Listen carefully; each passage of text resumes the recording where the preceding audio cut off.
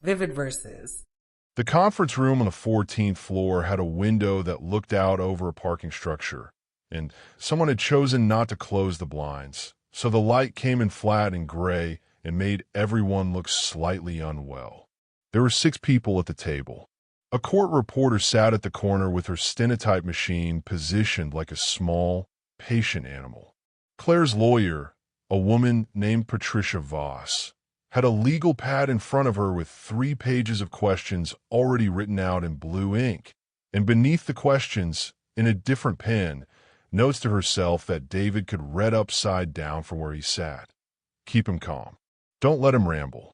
Watch for evasiveness. He found that last one interesting. He had never been evasive about anything in his life. His own lawyer, Marcus Webb, sat to his left with a legal pad that had nothing written on it at all. Marcus had asked him 3 times over the past 2 weeks whether he wanted to prepare answers in advance, run through likely questions, get comfortable with the rhythm of testimony before he was under oath and the words became permanent. Each time, David had said the same thing. I don't need to prepare for the truth. I only need to remember it correctly, and I remember it very well. Marcus had looked at him for a long moment after that, the way people had started looking at him lately, as if trying to locate the exact seam where his composure had been sewn on.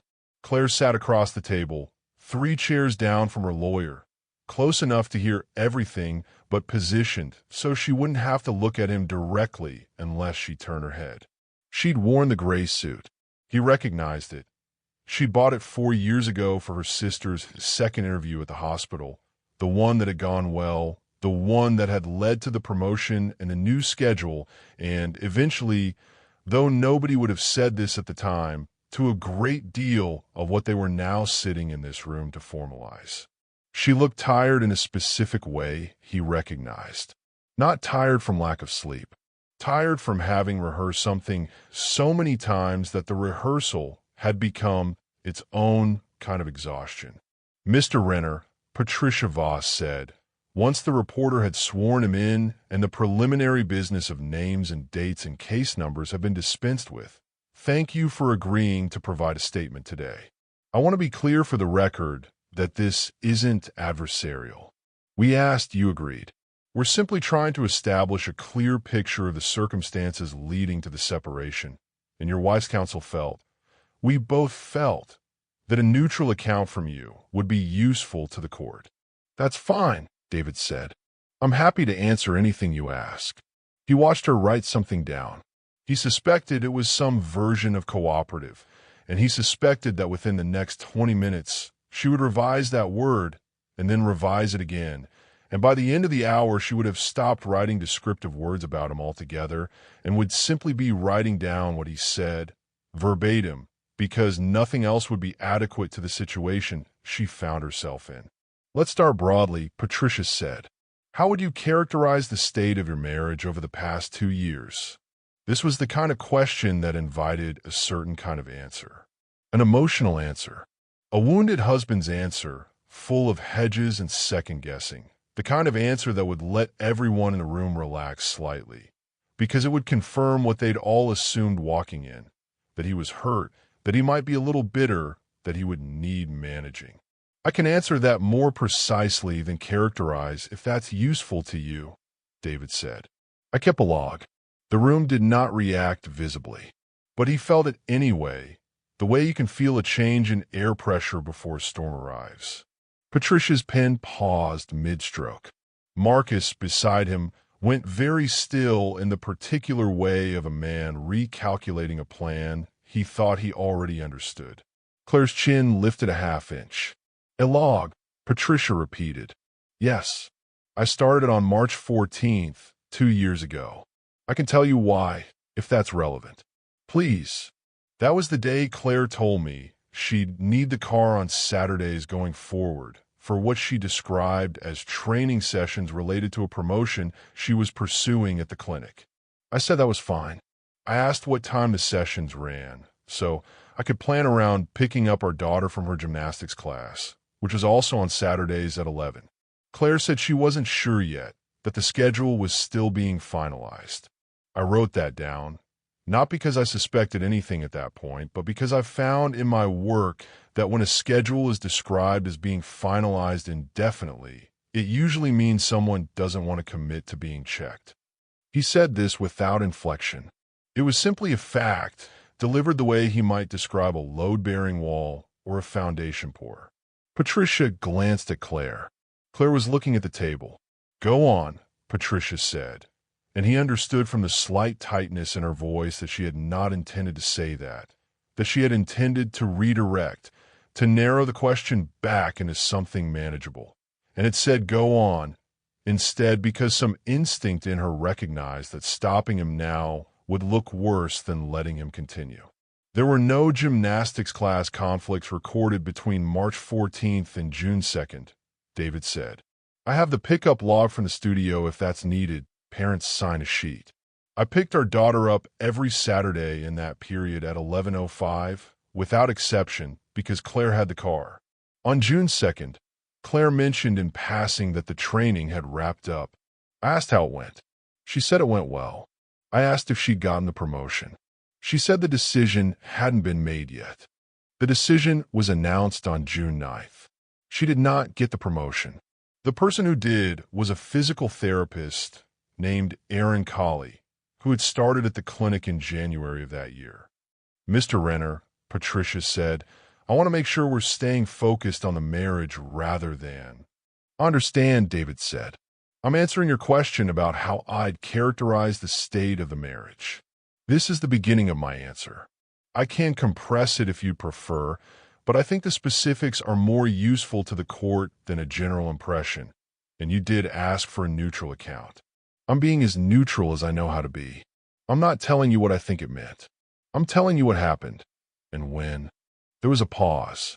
Patricia looked at Claire, a quick glance, the kind two people exchange when a plan they made together in a hallway an hour earlier is already coming apart, and neither of them wants to be the one to say so out loud. "Continue," Patricia said. He had agreed to the statement for a reason that had nothing to do with cruelty, though he understood, watching the room now, that no one there would believe that, not even Marcus, who had spent 2 weeks urging him to consider softening things, to consider that neutral was a word lawyers use the way people use "we should catch up sometime," a pleasantry with no real expectation of follow-through. But David did not deal in pleasantries.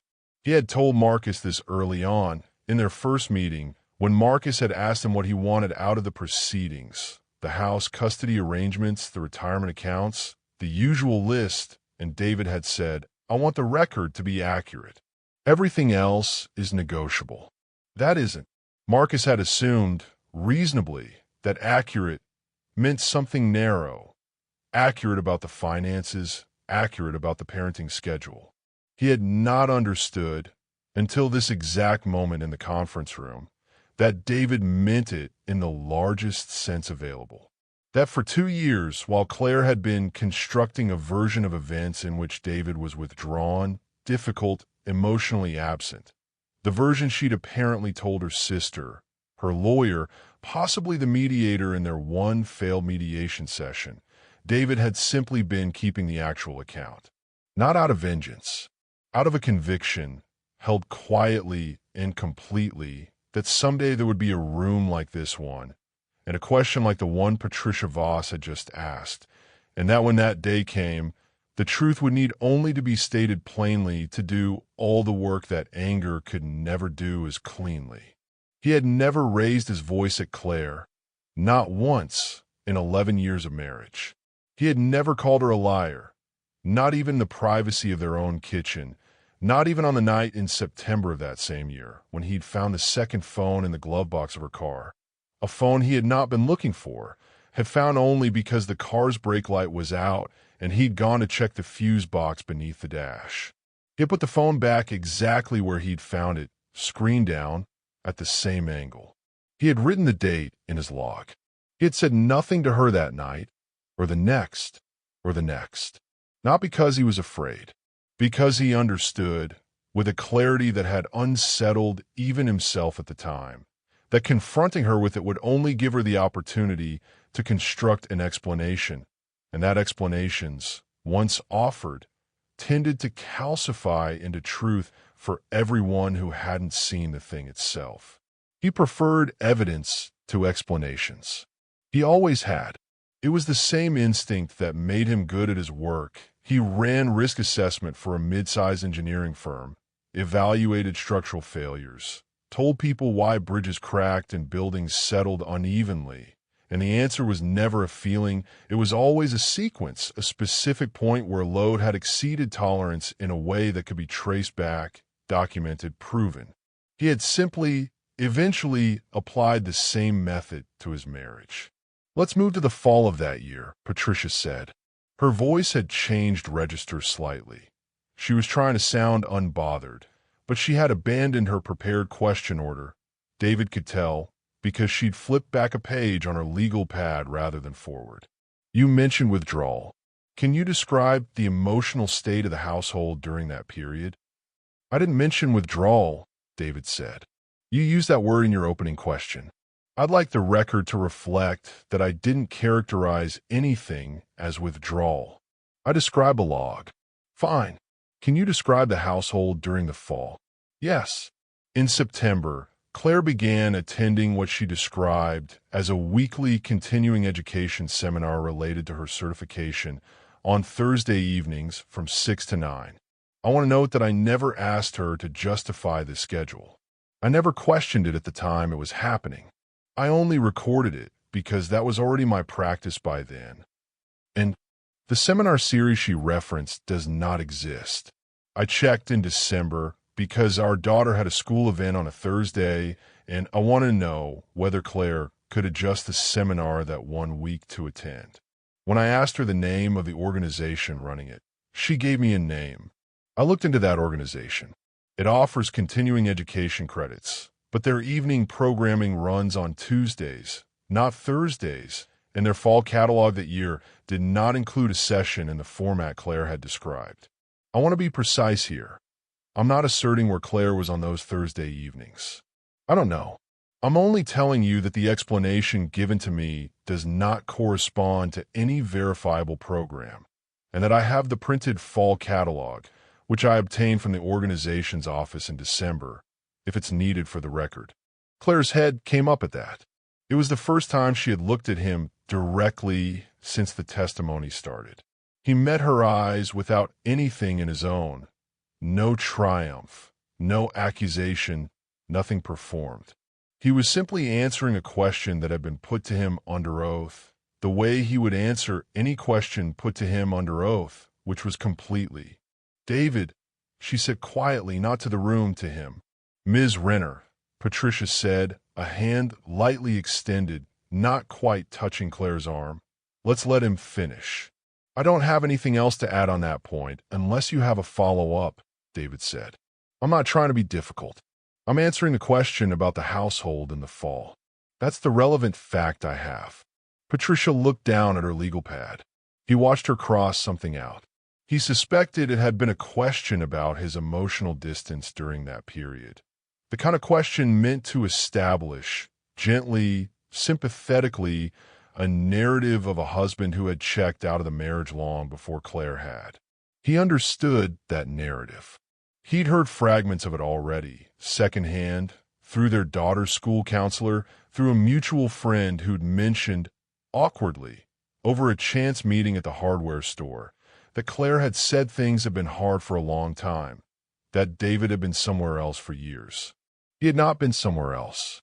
He had been exactly where he always was, present, attentive, doing the school pickups and the grocery runs and the small, unglamorous maintenance of a household, while privately, methodically, watching a second narrative construct itself in the spaces where he wasn't looking, and choosing, each time, not to interrupt it. Not because he lacked the will, because he understood something about timing that most people never learn. That the person who speaks first in an unfinished story is usually the one believed, and that the person who waits, who says nothing, who simply keeps the ledger, eventually gets a forum where being believed no longer depends on speaking first. It depends only on being accurate. Let's talk about the trip to see your daughter's grandmother in April. Patricia said, clearly try to move toward the parenting portion of her prepared questions, an area she had probably assumed would be safer ground, an area where she could establish, through his own testimony, that he was rigid, controlling, difficult to coordinate with. You objected to Claire taking your daughter on that trip. Can you explain your reasoning? I didn't object, David said. I asked 3 questions and received answers to none of them. What were the questions? I asked what dates the trip would cover, since our daughter had a dental appointment on the Thursday of that week that had been scheduled 4 months in advance and required a specific orthodontist who only had that one opening until August.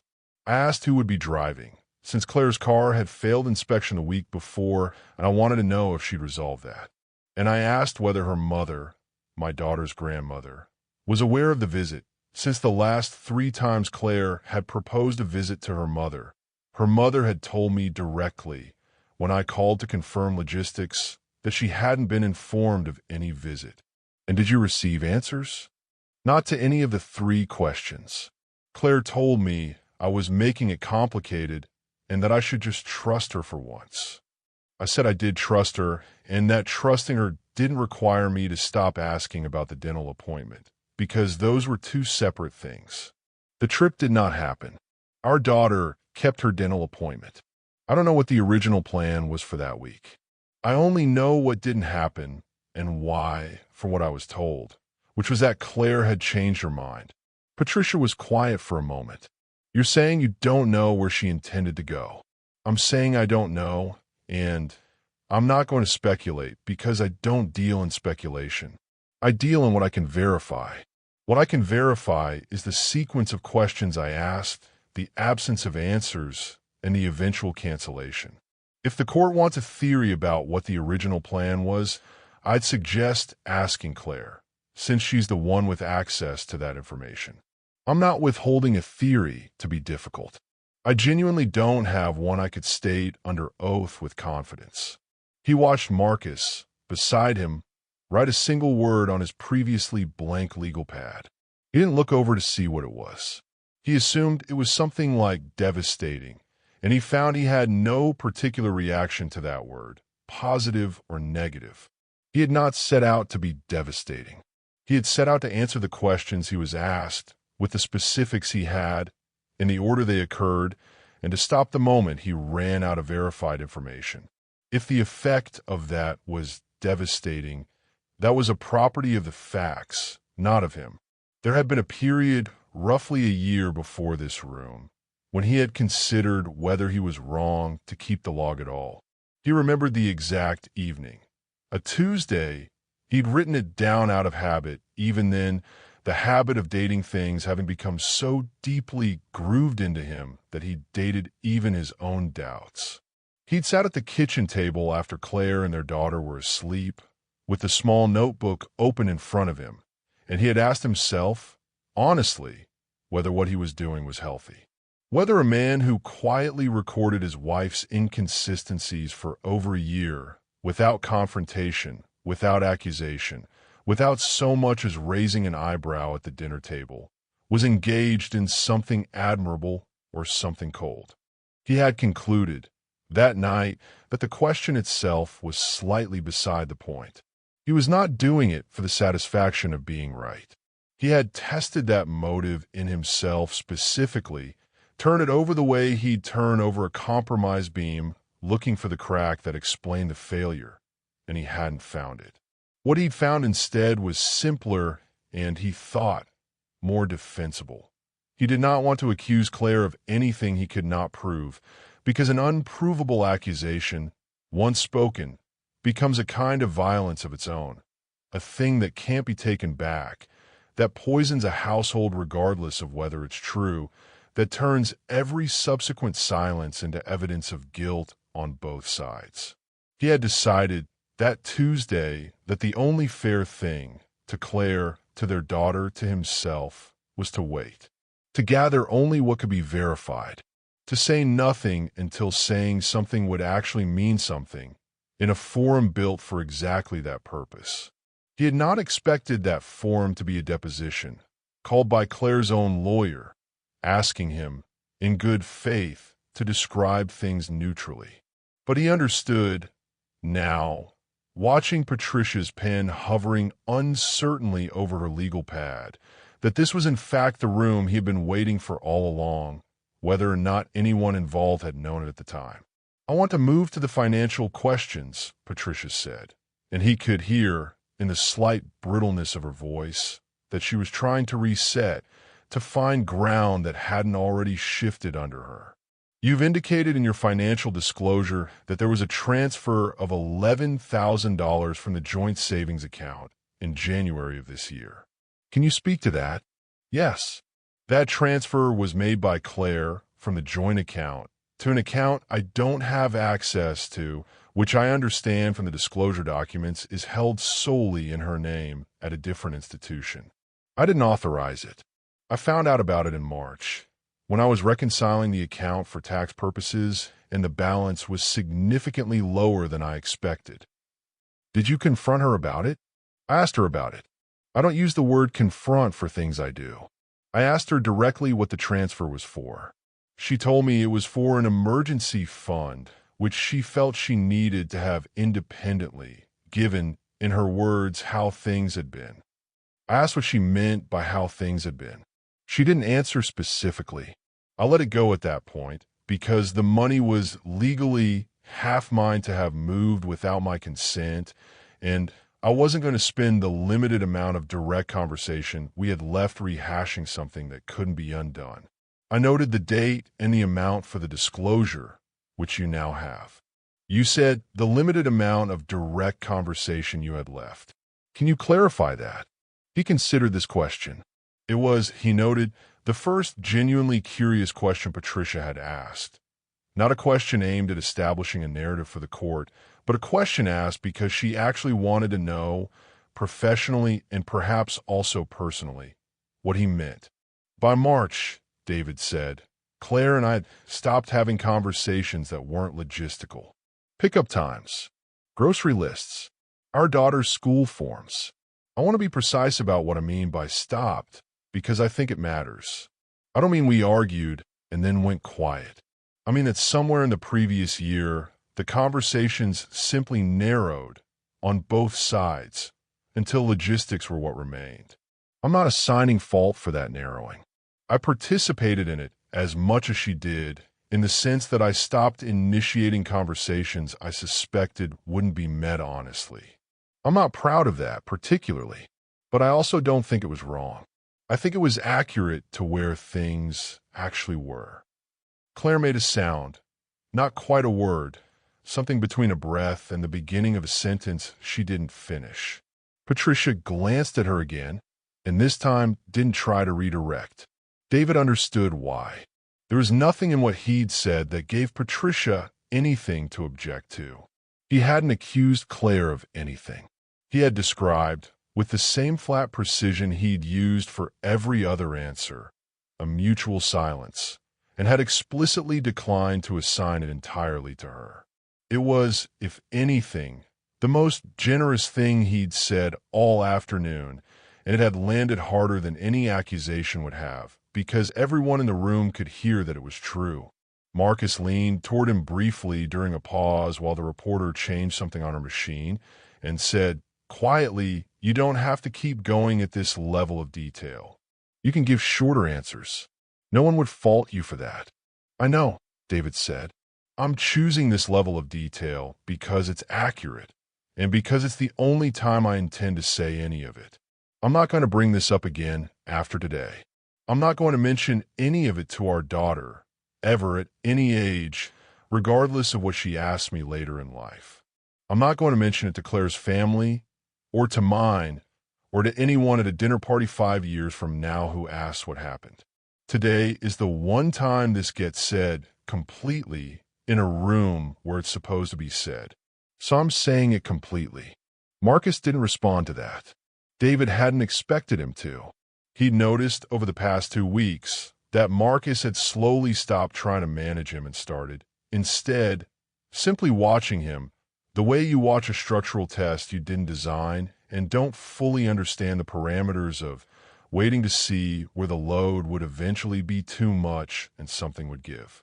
Nothing gave. That was, David understood, the thing none of them had accounted for. "Let's discuss the incident in June," Patricia said, and he noticed this time that she said incident rather than framing it as a question, which told him she had reviewed something in the file, a text, maybe, or a note from Claire, that referenced this specific month, and she was fishing to see what he would volunteer before she committed to a direction. "I don't know which incident you're referring to specifically," David said. "Several things happened in June. Can you narrow it?" "The evening you and Claire had an argument in front of your daughter." "We didn't argue in front of our daughter." "I want to correct the premise before I answer. Our daughter was asleep. What happened was that Claire came home at 11:40 at night, after telling me at 6 that she'd be home by 9 for a phone call with her mother that she'd asked me to remind her about. I didn't ask where she'd been. I asked whether she'd remembered the call with her mother, since I knew her mother had been asking about a health matter, and Claire had said it was important not to miss it. Claire told me not to interrogate her. I said I hadn't asked anything about where she'd been, only about the phone call, and that I'd note for my own clarity that she seemed to be hearing a question I hadn't asked.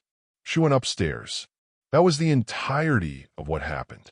Our daughter was not present, was not woken, and to my knowledge has no memory of that evening at all, because nothing occurred in her presence that would have given her one. Your voice didn't rise at any point? No. You're certain? I am. I don't raise my voice. I haven't raised my voice at Claire in the 11 years we were married, including that evening, including the evening I found out about the transfer, including tonight, if you'd like to continue asking me about specific evenings. I'm telling you this not because I think restraint is a virtue I deserve credit for. I'm telling you because you asked a factual question and the honest answer is no, categorically, across every instance you might ask me about. He heard, faintly, the stenotype machine pause and then resume, and understood that the reporter, too, had needed a half-second to absorb the flatness of that statement before her fingers caught up to it. He thought, briefly, watching Claire's hands where they sat clasped on the table in front of her, still, but with the specific tension of stillness that is being maintained rather than felt naturally, about the very first year of their marriage. He was not sentimental about it, in the sense that he did not let the memory soften anything he was saying now. But he registered it, factually, the way he registered everything. There had been a version of this that was good, genuinely, uncomplicatedly good. He had loved her in a way that had nothing performative in it, the way he loved very few things, his daughter, his work, the specific quiet of a job site at 6 in the morning before anyone else arrived. He did not think that earlier truth canceled out the truth he was delivering now. He thought, if anything, it was the reason he had waited so long to deliver it. He had wanted, for longer than was perhaps reasonable, to be wrong about what he was seeing. He had kept the log partly in the hope that eventually the entries would stop accumulating, that some pattern would break, that a Thursday seminar would turn out to be real after all, that an explanation would eventually correspond to a fact. None of them ever had, and at a certain point, he could not identify the exact date of this, which was unusual for him because he dated everything, but this particular shift had no clean edge to it. He had stopped hoping for the pattern to break and started simply documenting it. The way you document a structure you already know is going to fail, not because you enjoy predicting the failure, but because when it happens, someone is going to ask why, and the only responsible thing to do is have the answer ready. "I think," Patricia said, after a silence that had gone on slightly too long, "we can take a short recess." "That's fine," David said. "I'm not tired, but take whatever time you need." She stood, gathered her legal pad, 3 pages of prepared questions, most of them now crossed through or abandoned, and walked out of the room without looking at Claire, which David noted, without particular feeling, was itself a kind of tell. Claire remained seated for a moment after her lawyer left, and then she looked at him directly for longer than she had at any other point during the testimony. "You didn't have to do it like this," she said quietly. "Not to the room, just to him." "I know," David said. "I could have given vague answers. I could have said things were difficult and left it there, and everyone would have accepted that, and it would have been technically true and functionally useless. You asked me, through your lawyer, for a neutral account. I gave you one. Everything I said today is verifiable. I didn't editorialize. I didn't call you anything. I didn't say you were dishonest or that you'd done anything wrong in those words. I answered the questions I was asked with the facts I have. If that felt like more than you expected, I think that's because you expected me to be angry, and I'm not angry. I never was. I was just accurate, and I was waiting for someone to finally ask." Claire didn't say anything to that. She looked for a moment like she might, and then didn't. Marcus was quietly gathering his own untouched legal pad, and the court reporter was stretching her hands. And somewhere down the hall, a door opened and closed, Patricia presumably finding a quiet corner to make a phone call she hadn't expected to need to make when the day started. "I think," Patricia said, after a silence that had gone on slightly too long, "we can take a short recess." "That's fine," David said. "I'm not tired, but take whatever time you need." She stood, gathered her legal pad, 3 pages of prepared questions, most of them now crossed through or abandoned, and walked out of the room without looking at Claire, which David noted, without particular feeling, was itself a kind of tell. Claire remained seated for a moment after her lawyer left, and then she looked at him directly for longer than she had at any other point during the testimony. "You didn't have to do it like this," she said quietly. "Not to the room, just to him." "I know," David said. "I could have given vague answers. I could have said things were difficult and left it there, and everyone would have accepted that, and it would have been technically true and functionally useless. You asked me, through your lawyer, for a neutral account. I gave you one. Everything I said today is verifiable. I didn't editorialize. I didn't call you anything. I didn't say you were dishonest or that you'd done anything wrong in those words. I answered the questions I was asked with the facts I have. If that felt like more than you expected, I think that's because you expected me to be angry, and I'm not angry. I never was. I was just accurate, and I was waiting for someone to finally ask." Claire didn't say anything to that. She looked for a moment like she might, and then didn't.